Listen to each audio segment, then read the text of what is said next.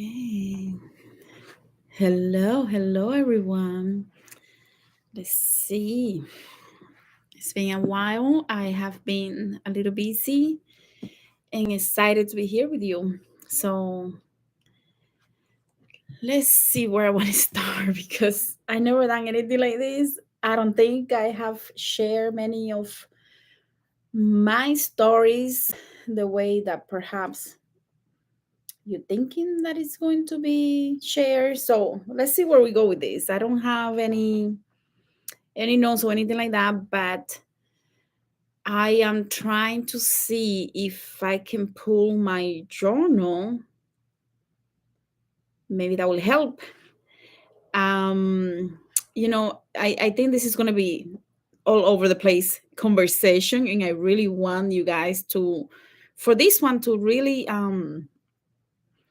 be more engaged. I know most of the time I don't really look into the comments until later, but for this conversation, I really want it to be more fluid, more engaging, more like like a conversation than just me preaching. And for that, I'm gonna get into the stories in a little bit, but first I want to go over the ups and downs. Um, and the way I look at this is like an onion. We are peeling layers of the onion, and this onion has many layers. And every time we go through the dark night, whether it is the first one, the second one, the third one, or who knows on which one you are, depending how advanced you are, you're gonna have different layers that are being like a snake. You're shredding the layers of the skin of who you are, who you think you are. Because remember, the first dark night is so disrupted that it's like a tower moment. Like if you know about tarot, it's like a tower moment. Like you feel like everything is collapsing. Oh my God, there is so much despair. There is hopelessness, loneliness, depression, sometimes even a little bit of feeling bipolar because one moment you're happy, another one you're sad, another one you're crying, another one you don't want to be here, another one, oh my goodness, I cannot leave my family, so where would I go? So there is a lot of iffy feelings where we don't know how to feel sometimes. Like it gets to the point that we don't know how to feel because we cannot catch our breath to know what are we experiencing. How come we have been so blinded? And it gets to the point that we just desperately want to leave. We don't want to be here. We don't understand Gaia. We don't understand why we even sign up for this. We have no idea that we sign up for this. Most of the time when people are going through the first dark night of the soul, they have no idea they sign up for this. And they don't know how crazy it's going to get before they get to the next level and the third level and so on.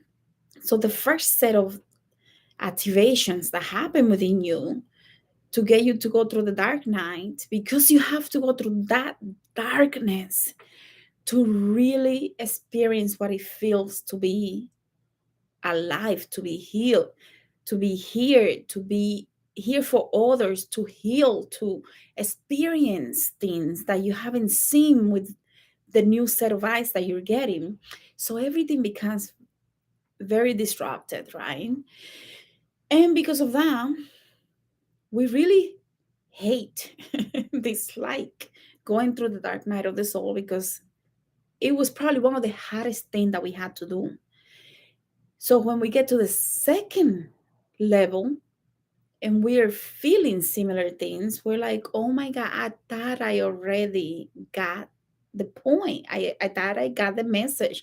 I thought I healed from this. Why am I repeating the same type of situation or feelings? And that's what we're going to be talking about. How do we get to the second and the third activation? And a lot of you, I know for a fact, are going through this now because I have received so many messages from people that are feeling the same things. And I recognize the patterns because I have gone through that. So I really know how it feels. Like If anyone can tell you how it feels or understand how you're feeling, oh my goodness, that would be me, because I have been through this yo-yo myself. So, you know, before anything, I want to say that after Lionsgate, I think it was a few days after Lionsgate, I got to experience a beautiful activation that happened in the west of the United States. And I saw the stage and I saw the line of people and people awakening and making this line like a festival. And every time I see this, the way that I see it and the way I tap into it, I know it's a major activation happening, a major congratulation. Like this is the next level of whatever you're going through, right? When I see this activation after Lionsgate, I went through my notes to find out when was the last time that I saw the last activation. And it was 14 months ago when the last major activation happened that I got to experience, because of course maybe there are other activations that I didn't get to experience because I'm not at that level, or I am below or above, or just not at that frequency, right? So it doesn't mean that that's the only one. But 14 months ago, I got to experience the activation that happened in the northeast of the country, and it was beautiful. Oh my God, it was just beautiful.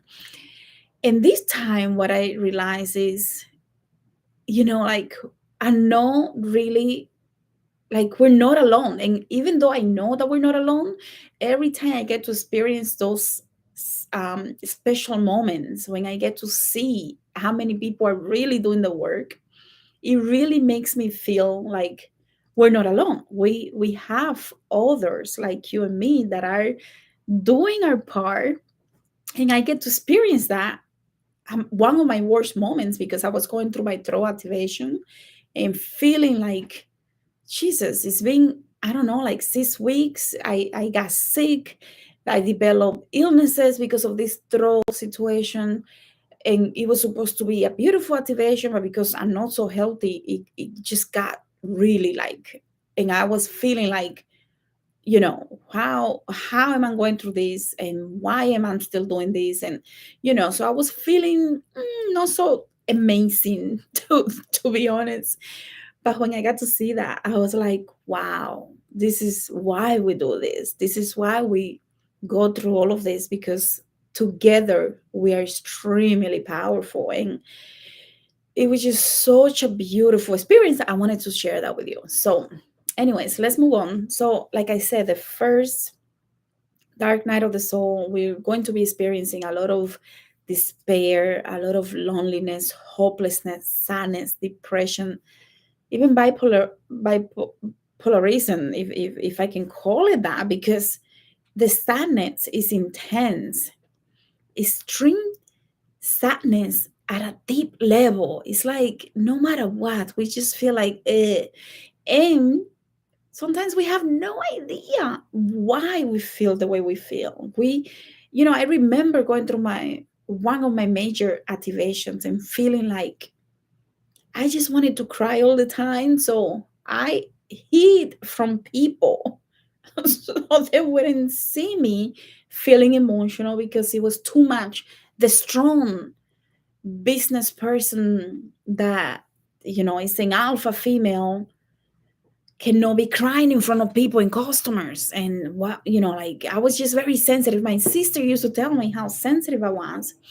And I remember I was in Boston going through getting ready for a meeting. I was getting ready for a business meeting, and she mentioned how sensitive I was because I didn't like something, or the way I responded. I don't remember the whole conversation. I just remember hearing her say, "Sensitive, you're sensitive." And every time she used to say that, it used to trigger me. So I went to the bathroom and I slapped myself back and forth. And I was like, "Pooh, pooh." Get it together. And I got out of there, and I'm like, I got this. So, anyways, I remember that because when people used to tell me how super sensitive I was, it really triggered me to the point that it bothered the crap out of me. And then I had to go and pull myself together to get ready for whatever I was doing. So we tend to cry at the worst moments.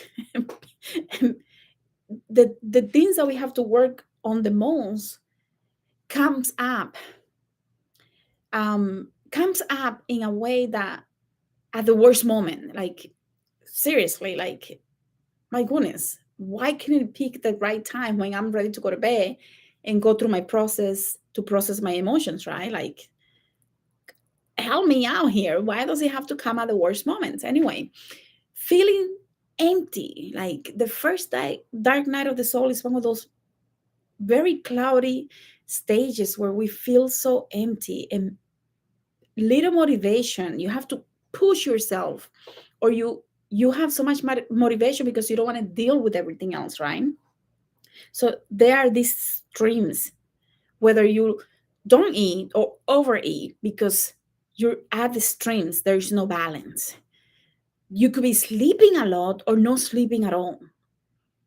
You could be having too much sex or no sex at all. So the streams are happening with the dark night of the soul the first time. So on the second time, and thank you, Liana, thank you for saying that. I hope you enjoy it later, because I don't know where I'm going with this, to be honest. So on the second time, when we go through the second time, we made progress. Life is beautiful. We like, I cannot believe I was asleep that long. I can see with a new set of lenses. Oh my goodness, what, like, this is, I have purpose. There is purpose for me. I have identified that I need it here. And then you go to the second dark night. A lot of people think it's only one, and that's it. And we don't realize there are multiple. And every time that we're going through a major activation, it's going to feel like a dark night, because we are shedding a layer of the old version, and we're tapping into the strength, inner strength, spiritual strength. We are doing work for ourselves, our past version of who we were, past lives. We're also doing work for the ancestors. And when I'm saying that we're doing work for the ancestors, a lot of people take this so lightly, because it's something that everybody says. You're here to work for the ancestors. So people don't realize we are really here to do work for the family line. A lot of people sign up to be in families that need a lot of work, because they cannot do it by themselves. And this soul that is more advanced have to come in and help the family go through its evolution process. And a lot of people take this very lightly. I don't think we give it the power that it requires. When we're saying we're working for the ancestors and past versions, and sometimes we are our own ancestors, right? A lot of the time, we are really doing deep work. So when you get to the second layer, you really have to start evaluating and writing down, what did I experience the first time? Because when you get to the second one, most probably you're going to go deeper into some of those things to understand it at a deeper level, so that it's not just the first layer of it that it's like, how people have to go and study one thing, and then they go to the second, the third, the fourth, the fifth versions of it, because they have to accumulate all of this knowledge to become a doctor or something like that. It's the same thing with this type of work, where we go through the different layers of becoming who we are. Because if it happens all at once, this physical body wouldn't be able to like hold that frequency of all these DNA activations that are happening, and all the work that you're doing to release the past versions. And sometimes those versions, you go into the deep reason why you're experiencing some of these things, and it's taking you back to past lives and lives that you don't even recognize, because they might be part of your ancestor line or past version of who you were. So again, this is deep work that you're doing. So when you get ready and you're experiencing the same things that one time you thought that you conquer, your job is to reflect and think, where is this taking me now? Because if you're, for example, if you're being triggered I can let me use myself because I have to use myself. Uh, Otherwise, I feel like I'm telling all my clients stories, and it feels a certain way. So let me use myself. So if I'm being triggered by, I don't know, let's say my son's father, and I'm being triggered by him, I have to really think about where is this taking me, because there is a version of myself within that relationship that is coming up now to say, now you have to work on me. So let's say I got rid of the triggers and I'm no longer angry with this person. Let's say we're not together. I'm no longer angry with this person. You can no longer trigger me because I'm not with you and we didn't have the perfect life that we were supposed to have. And, I grew up thinking this person, the person that I have, a kid with, has to be with me for the rest of my life and all of that. I'm no longer triggered by that because I have moved on from understanding that together we're not going to be one unit. So it is best to separate. Okay, that's gone. Now, the second layer of that, when it comes up, I had to go and understand where the trigger was taking me within that relationship for me to find the age that I was, what I was experiencing then, and why it's coming up now. Even though I'm not the same person, there is still a trigger back there that is saying to this new me, you haven't healed me yet. And you have to address me because it's coming up. So I have to address that version of who I was 12, 13, 14, 15, 16 years ago, right? So that is a different person than the me now. And in order for me to help that older version of me, that younger version, I have to come back and say to that younger person, show me what you need to show me. And then I have to put myself in a reflection mode to walk through the old feelings of what it meant to be me 16 years ago, 17 years ago when I met this person, right? So in that process, I realized the main feeling that was coming up, the main emotion, and I started working with that emotion. And that emotion took me back to childhood. And that childhood emotion took me to my neighbor, which is going to be one of the stories that I'm going to share with you all.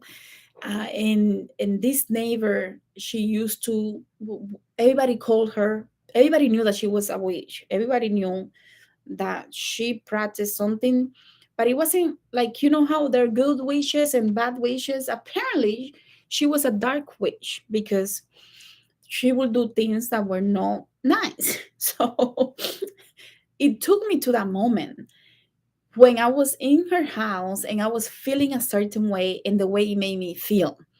And later I'll tell you the story. I have a lot of stories because they were right next door to us and we grew up very close to this person. But my uncles, my grandfather, my father, my mother, everybody knew that at a younger age, this neighbor that was there with, she was the older female in the family, and they were the daughter with three kids, two kids, two girls, and one boy, and the husband. So back in the Dominican Republic, everybody are raised together. So the the mother and the father have a child. The child is old. She has her three kids, and I was friend with those three kids. But the grandmother, who was the dark witch, she apparently when she was younger, she practiced dark magic, and she was one of those traditional witches that will apparently take the skin off and all of that stuff. And whether it is true or no, I don't know if that's true because I was too little and she was so old. But she just recently died not too long ago, and the way that she died, there was a ceremony that had to be done in order for her to be released because she couldn't be released, and that's why she lasted so long. Anyways, the point is, it took me back to that house where a lot of things happened. A lot of dark energy was going on. And I got to see how this emotion started at that age, that I can only understand through the process of going back and back and back until I find that connection there. So I hope you understand what I'm saying. Like, we have to take it back to whatever you can by yourself. And if you don't know how to do it, then you have to ask for help. But my point is, once you have the emotion that is coming up in the second evolution of the second dark night, and you see how some of them you overcome from the first one, they're no longer there. There is a difference in the way that you feel. You have a sense of responsibility that you don't have with the first one. The first one, you just want to go. You might not figure out how to do it properly without feeling like you're going to cause pain and harm to your family for doing something that you shouldn't be doing, whatever, whatever. On the second one, even if you're given the choice, you don't want to go because you know there is a deep purpose for you being here now. So the second time around, you are taking responsibility for how you are feeling, and you're trying to figure out how to heal it because you know you can. So you know you overcame this bad dark night of the soul. Maybe it was a day, maybe it was a month, maybe it was a year. For me, it was almost 2 years. So, you know, you go through the process of reflection and you realize, I can do this, but why am I feeling this way? And you go through that process of feeling guilty. Oh, maybe I didn't heal. Maybe I didn't do. And eventually you realize, no, I am healing because this is at a different level. So you start seeing how the healing is happening at a deeper level, almost like you're zooming in and you're really going to the core. And by the time you get to the third layer, you really so zoomed in that you know the work that you're doing, and that no one can tell you, I don't think you're doing that, even though you don't have physical proof. You know you're doing it, right? Like, you know, you cannot doubt yourself because you know you're doing it. So there are those ups and downs. We have to learn to take them and analyze them and understand. But you cannot do that. Let me just say this. If you don't have if you don't have a journal, if you don't have if you're not writing your dreams, if you're not writing your transparency, your meditations, you're not going to be able to go through the second dark night maybe for a year or two or three, because you're going to prolong the process, maybe even 5 years, who knows? Because you're prolonging, you're not taking it seriously. And in order for you to go through the process of understanding, if you're really into another level of the dark night, another level of your evolution, spiritual evolution, you have to take your spirituality and yourself seriously. And that takes time for you to sit down every day and write down the big things that happen from your trance states, meditation, and dreams. If you don't do that, it might take you 3 or 4 times as longer than someone that is applying themselves and taking it seriously, is what I'm saying. So I think I'm gonna leave it there for that. I think I want to start with some of the maybe 3 stories. I don't know, like, yeah, maybe 3 or 4 stories. So, I was very young. I wasn't even a teenager, and I was at that woman's, at the neighbors that I mentioned before, house earlier. Um, in this, I don't know how old I was. I don't know. Let's say 9, 10, or 11. I don't remember. I remember I was in the living room, and back then we were so poor. We had the windows were made out of a wooden slab, and you had like a little stick, like a wooden stick that you put to open and close the window. Anyone could punch it in and like come through it if they really wanted. So the windows, I don't know why I was in her living room and I decided to look outside. It was like I went into this semi trance or trance state I don't remember seeing anyone else around me. I have no idea why I ended up there alone. Normally I'm with her, with the grandchildren playing. And I think I don't know, it was before I was a teenager. And I'm looking at the window and something tells me to look at the corner. The house is like 4 or 5 houses down from the corner where there was a supermarket, like a bodega. And this colmado, I see it was around noon, specifically around noon time. And I remember the elders always talking about the time about noon. There is, that time that you don't really go outside. And they used to have stories about that. And when this something tells me, look at the corner, and I stare at the corner, and out of nowhere comes this very tall being. Like, he had to be at least, and he was a male, it was 15, 16 feet tall, and he had a regular head. But every time he took a step, his head will get smaller. And I was just, I was freaking out, but I couldn't move because I was like, oh my God, like this thing is going to see me and it's going to kill me. He walks right in front of me and he looks at me like this. And I was just staring at it because I didn't know what to do. I couldn't pull myself away. I just wanted to see, but I was in so much fear that I couldn't move.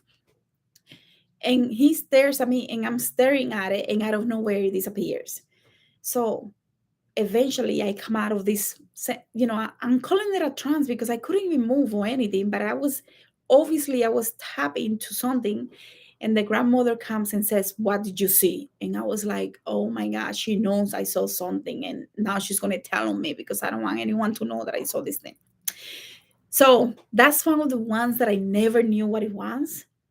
The head got this small and it disappeared, like this tiny little head to this huge body, tall, skinny, brown skin male, looked at me, and I'm staring at it and it disappeared. That's the story one. I'm gonna let you figure out what it was because I have no idea what it was. Then the second one, I don't know if I told you guys this story or if I said it to the Awakening the Healer program participants. I don't know.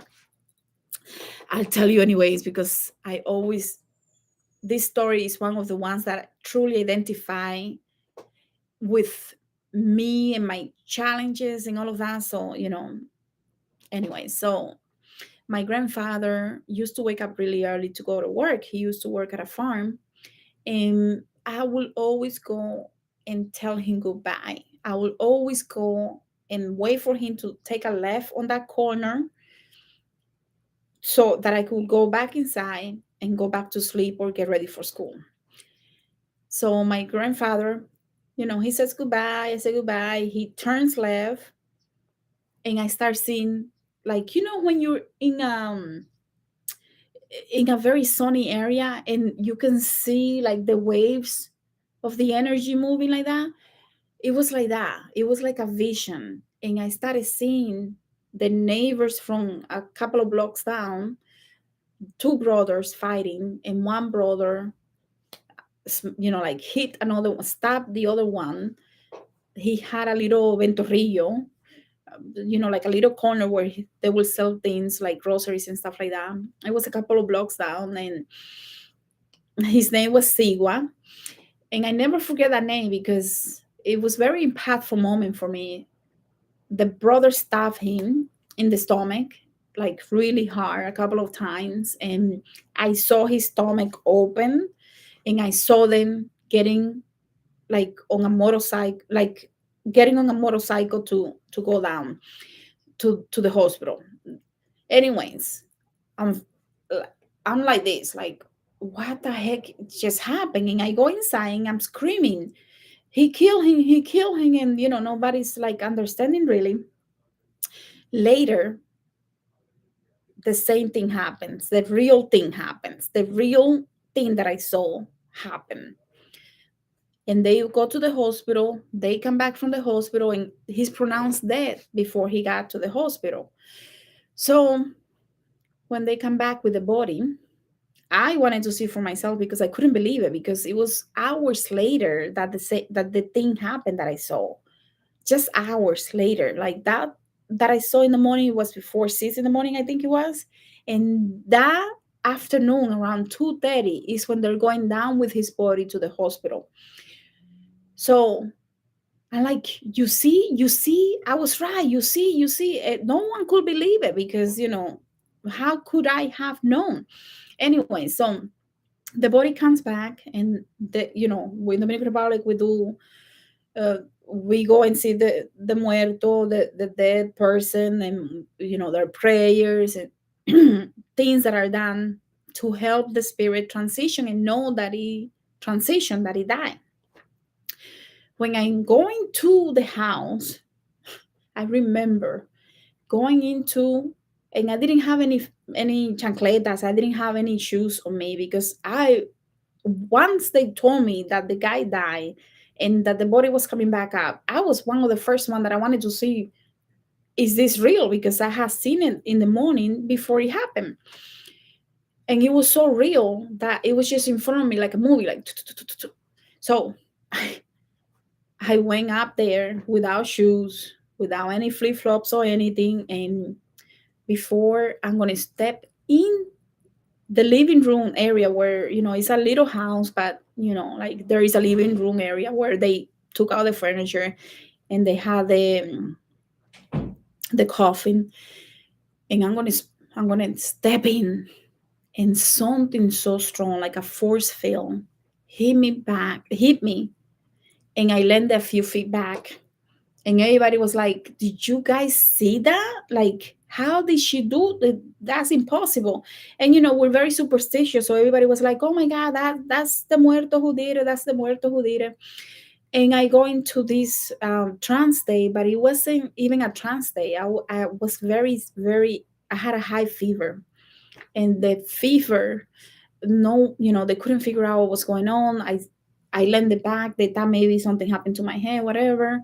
And they had to call a medicine woman that practiced 21 division to come and do some things and bring me back from that fever. And it was something crazy. Like, no one could deny that this happened, and that I saw it, and that I felt a few feet backwards, like flying back, in order for, they couldn't believe it. They just couldn't believe it. So that's one of the